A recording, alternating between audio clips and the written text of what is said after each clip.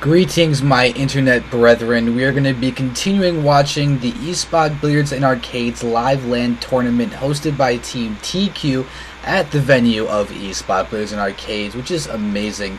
I am tQzander, and along with me is my good friend.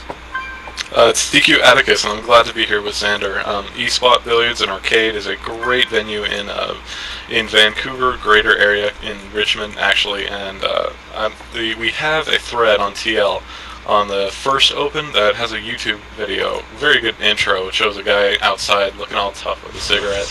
And they explore eSpot Billiards and Arcades, who is sponsoring this tournament, and it is an absolutely wonderful venue. I really wish I lived close to there, but at the same time I don't, because if I lived close to it, I would be there all the time, every day, and not going to the classes that I need to be going to.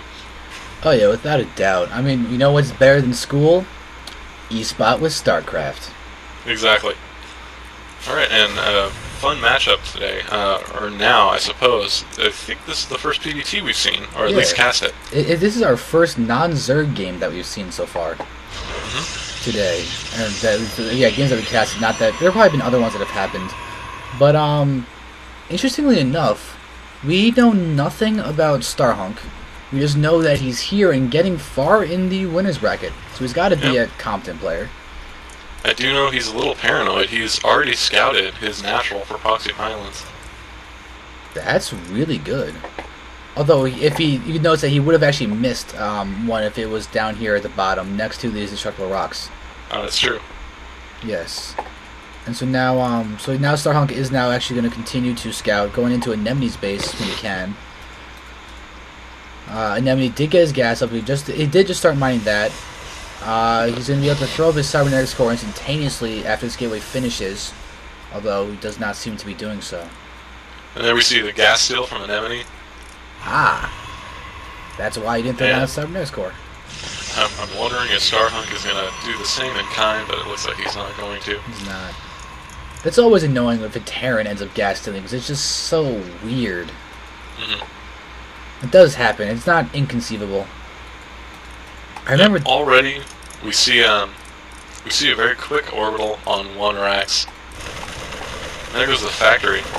Now this might be a mistake. He is in fact, well, with a probe scout too. It doesn't matter. He is able to build that factory within range of the assimilator. The assimilator can see that far? Actually, I might have to mistake that. That might have been the probe scouting it. Yeah, it was the probe that saw it. The assimilator doesn't see it continuing building. But really, I just don't get why he's not fast expanding on Jungle Basin. It's so easy to fast expand on Jungle Basin. There's really almost no reason not to. Unless you do something weird and kooky with your opponent expecting a fast expand.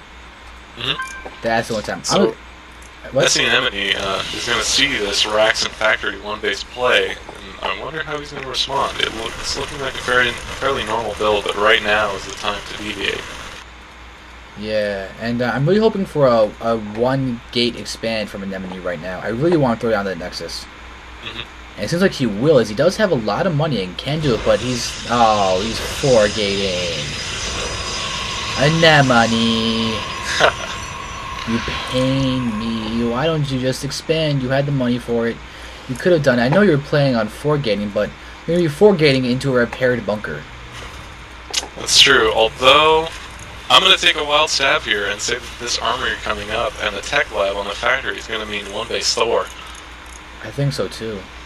Yeah, and so really the best counter that a Protoss can do, along with 4-gate or any just heavy gate aggression, is a Dark Shrine. DTs really are kind of the perfect response to Thors. Yeah. Especially because I don't see an engineering bay or anything for detection right now.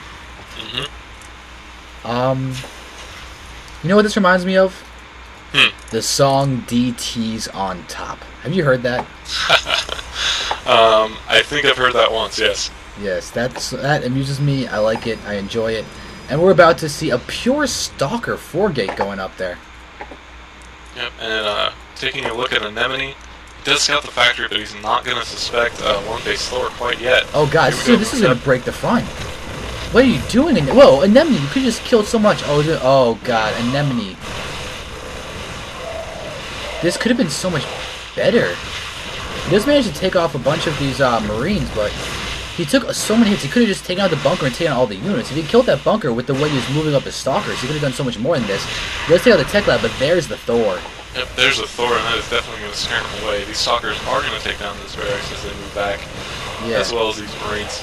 The Thor not getting a chance to shoot. Yeah, this attack ultimately did go in Anemone's favor, as he only took out a stalker or two and did a lot of significant damage, as well as slowed down the production of Thors. Yeah, it was like 3 or 4 stalkers were taken out, but Anemone is in a weird spot right now, because Starhunk does have that Thor completed. Starhunk does have a lot of SCVs. Starhunk will be able to repair it, but yeah, I think Starhunk is actually significantly behind in this case. Now a Robo coming up. That's going to be a little bit too resource heavy. Possibly getting an Immortal or two before deciding to attack again. Or just going to push up right now. Oh, he is pushing up. Oh, this Stalker kind of going to take out the Thor. Oh, yeah, this is bad. And, yeah, this is done. Looks like Anemone will be able to push out just with straight Stalker aggression. He takes out the tech lab again, takes out the reactor too. Oh, look at this. And now this Thor is completely surrounded by all of these SCVs. And I think Starhunk might just want to push right now. What is Anemone just throwing out a Stalker? Yeek. Yeah, Starhunk is definitely behind Anemone. He really doesn't even have the choice to... Well, he can push with all these SCVs, but this really isn't going to last that long, especially when the Immortal is coming out, which it is. Yeah. Having to rebuild his tech lab twice.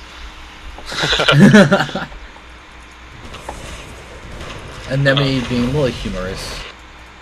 Yep, Anemone also, with a really good decision of the Stalkers to destroy the tech lab, just really slowing down the Thor aggression and making it almost useless. And here we see the first Immortal out, and he's likely going to push again. Yeah, this will definitely be enough to... just deal with this Thor. Yeah, Starhunk is pretty all in here, and I don't think this is going to get very far. Yep, there's... Yeah, there's GG before the Thor even goes down.